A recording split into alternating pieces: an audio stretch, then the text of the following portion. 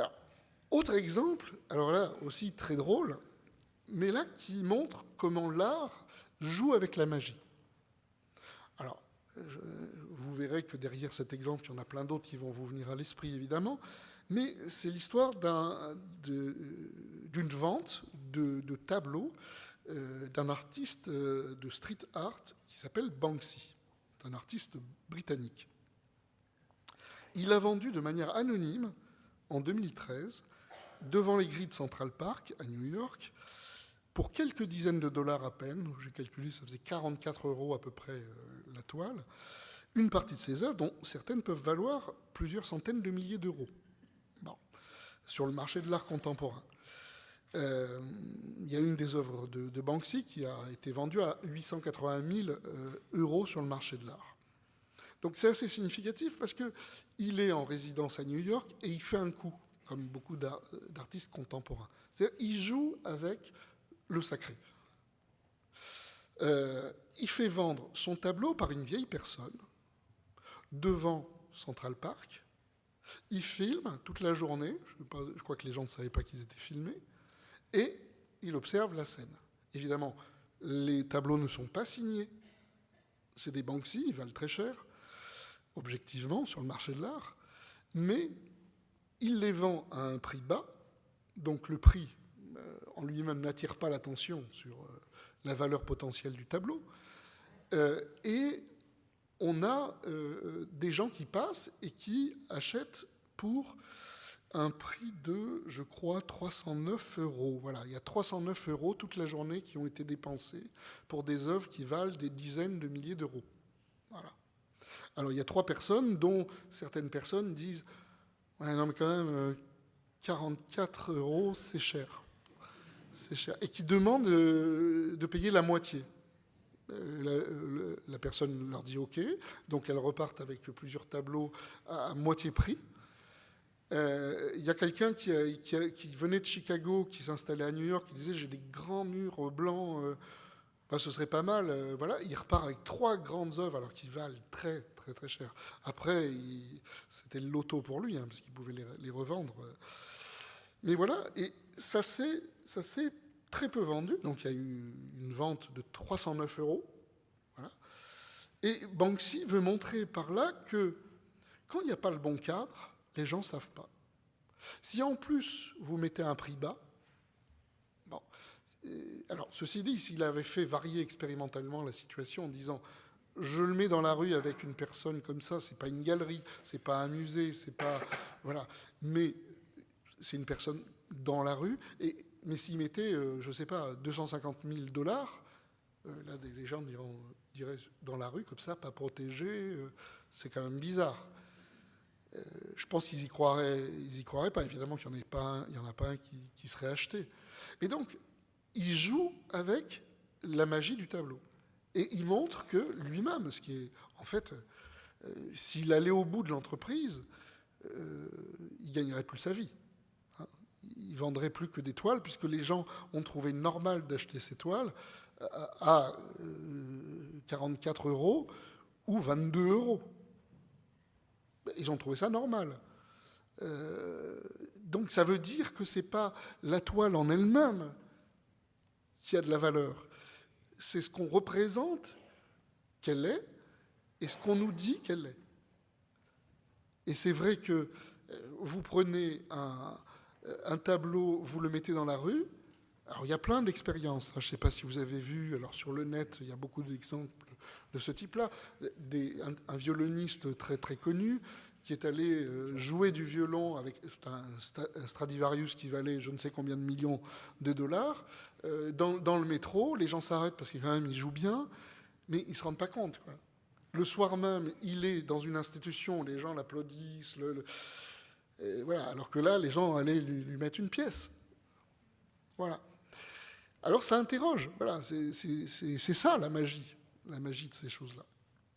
Le dernier exemple que je voudrais prendre, qui est tiré, mais on pourrait prendre le film qui sort actuellement, qui a eu la Palme d'Or, dont le nom m'échappe parce que je ne suis pas encore allé le voir, mais j'ai vu des extraits où apparemment il dit à la dame qu'il a en face de lui, qui est une journaliste, je crois. Vous savez, si votre sac, je le mettais là, peut-être que ce serait de l'art contemporain.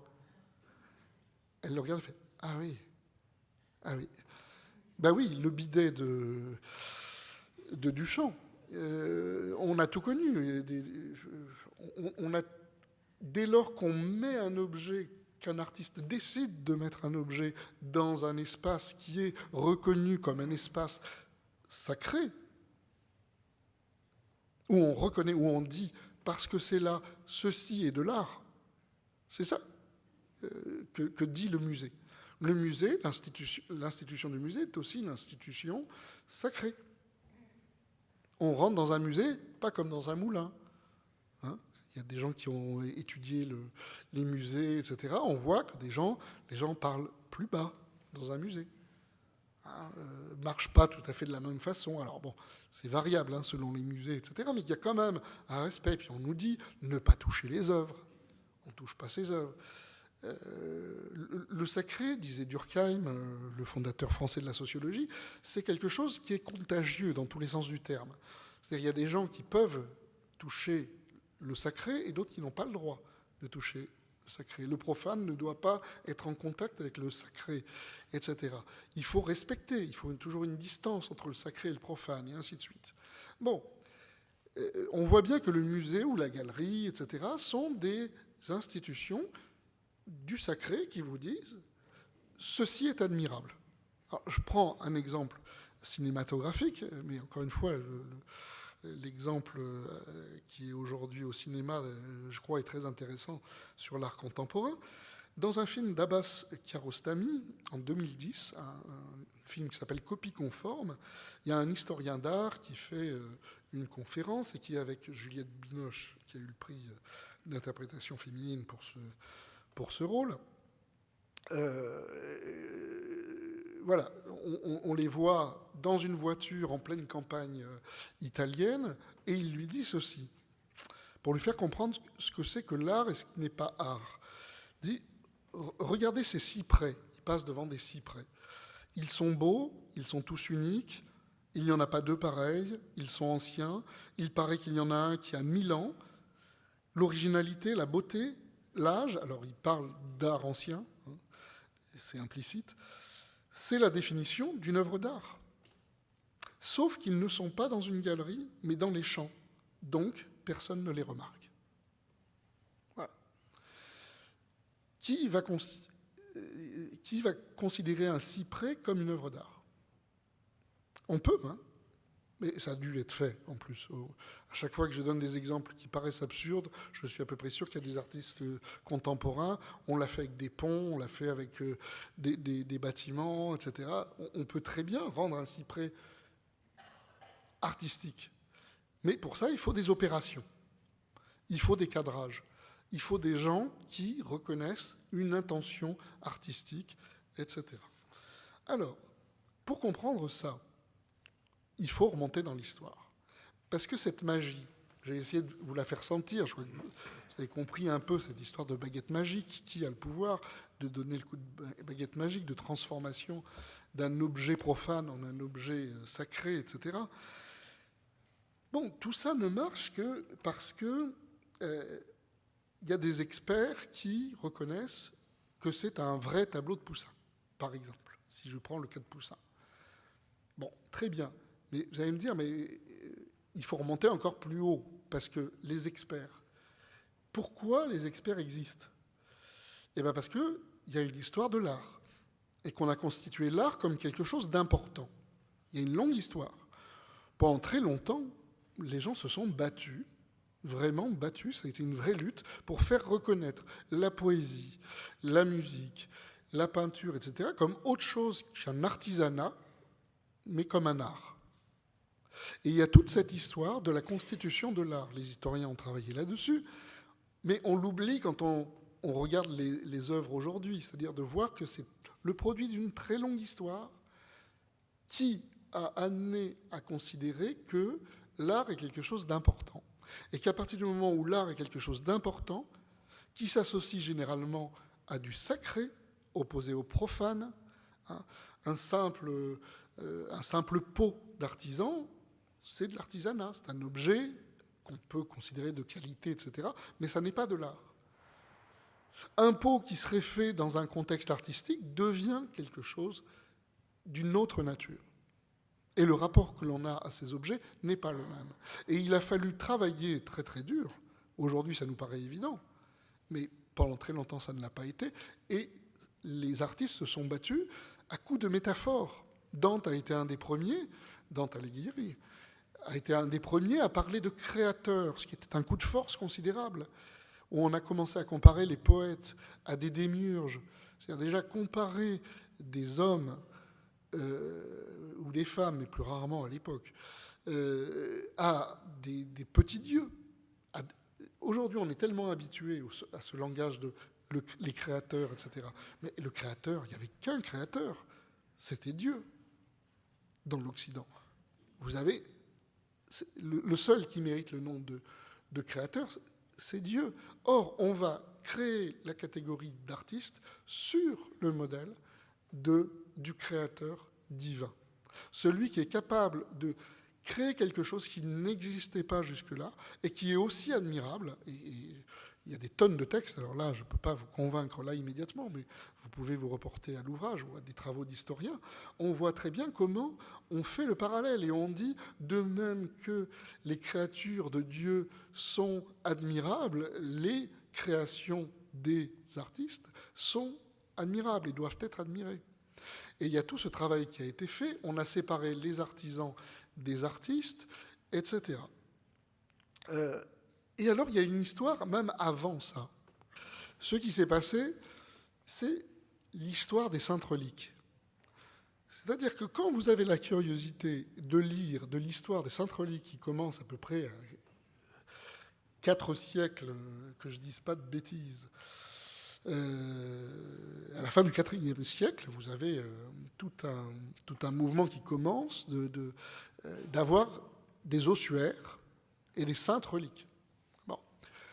Eh bien, même processus que dans l'histoire de l'art. C'est-à-dire on s'est battu pour avoir les bons ossuaires. Bon, au bout d'un moment, quand il y avait plusieurs tibias, ça dépassait 2. Il y avait forcément des gens qui avaient pas les... Enfin voilà, ça fait trop d'os pour une seule personne. Donc les gens se battaient, comme avec les copies, comme avec les tableaux dits 2 mètres, enfin prétendus 2 mètres, mais on ne sait pas lequel est le bon. Les gens se battaient. On se battait aussi pour avoir l'ossuaire. On faisait venir des gens de très très loin. Il y avait du tourisme autour des saintes reliques. On attirait des gens parce qu'ils voulaient vraiment voir ces saintes reliques. Et de la même façon, vous avez un processus d'institution qui manipule le sacré, qui autorise à dire c'est une sainte relique, c'est un bon ossuaire. Et bon, voilà. Et c'est exactement les mêmes choses, et vous aviez des controverses, comme pour les tableaux, des gens qui se battaient pour dire c'est des bonnes, c'est pas des bonnes, etc. Et on utilisait aussi l'art, comme on l'utilise aujourd'hui, pour attirer des gens, pour faire la renommée d'une ville ou d'un village qui avait l'ossuaire de voilà, tel ou tel saint. Bon, donc vous voyez, c'est une longue histoire du sacré, du divin. Parce qu'en fait, l'art, qui paraît être finalement quelque chose de complètement sécularisé, on peut se dire, on sait très bien que c'est des hommes qui font les objets artistiques, sauf qu'ils vont capter le sacré qui était jusque-là attaché au Dieu. C'est-à-dire que de plus en plus, le sacré va se diffuser partout, dans tous les univers de pouvoir, culturels, politiques, juridiques, etc., jusqu'à aujourd'hui des univers qui sont totalement sécularisés comme le champ sportif. Mais où, là aussi, vous voyez ce que valent les footballeurs. Je ne vais pas vous rappeler les sommes folles qu'on a dépensées récemment pour un grand footballeur brésilien. On voit bien que ça n'a plus rien à voir avec la force de travail. C'est autre chose qu'on achète.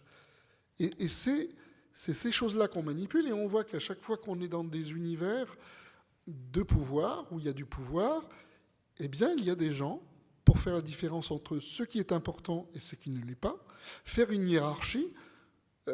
Pourquoi un poussin, ça vaut très très cher? Mais parce qu'il y a une histoire aussi de Poussin. Comment Poussin a réussi à devenir quelqu'un d'important. Voilà. Ça, c'est quelque chose de très important. Alors, parmi les choses, c'est parce qu'il est devenu premier peintre du roi Louis XIII. Mais ça ne suffit pas. Il y a tout un tas de légendes autour de lui. Ça a été quelqu'un d'assez rebelle, puisqu'il a quitté la cour du roi pour aller faire ses tableaux. Et donc, il est devenu presque un des premiers à être un artiste un peu insoumis par rapport aux autorités. Il préférait aller faire des peintures sur chevalet que de rester auprès du roi. C'est comme si, dans l'ordre de l'université, quelqu'un qui est élu au Collège de France disait au bout d'un an, je retourne à Pau. Voilà. Je vais à l'université de Pau. Personne ne comprendrait. On dirait, mais comment ça, vous avez le Collège de France et vous repartez dans une petite université de province? C'est ce qu'il a fait, Poussin.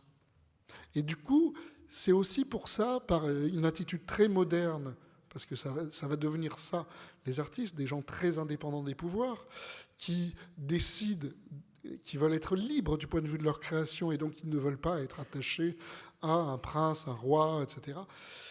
Et donc c'est pour ça qu'il a réussi à avoir de la valeur et que ses œuvres ont de la valeur. C'est aussi pour ça. Mais de la même façon qu'il n'y a pas que l'art qui prend de la valeur avec l'histoire. Le chapeau de Napoléon, et pas le chapon de Napoléon. Le chapeau de Napoléon Bonaparte a été vendu à je ne sais combien. Vous savez que une des robes de Marilyn Monroe s'est vendue très très cher, etc. On achète de l'histoire, on achète des croyances qui s'accrochent aux objets. Donc en fait, alors qu'on nous dit que nous sommes dans des sociétés extrêmement sécularisées, moi j'ai essayé de montrer que nous avons de la magie partout, mais qu'on ne la voit pas. Et on a eu un très beau dialogue avec un économiste lors des journées d'économie il y a 2 ans, avec André Orléans, qui est économiste. Alors pas un économiste comme les autres, hein, on est d'accord. Déjà, il lit la sociologie, donc il n'est pas comme les autres. Mais pour lui, il est évident que la monnaie, c'est la même chose. Et que ça dépend de la croyance. Voilà. Si vous décidez à un moment donné, parce qu'un objet, qu'est-ce qui fait qu'un billet, un morceau de papier a de la valeur? C'est parce que c'est garanti par des pouvoirs. C'est parce qu'il y a l'État. L'État s'effondre, vous pouvez avoir une tonne de billets chez vous, vous pouvez vous asseoir dessus, les brûler pour pas avoir froid, ça vaudra plus rien. Tout repose, et y compris l'économie, sur des chaînes extrêmement complexes de croyances et sur de la magie en permanence. Derrière le mot crédit, il y a crédibilité, il y a crédérer, il y a croire. Même l'économie fonctionne avec de la croyance. Donc c'est tous ces processus que j'ai essayé de mettre en avant.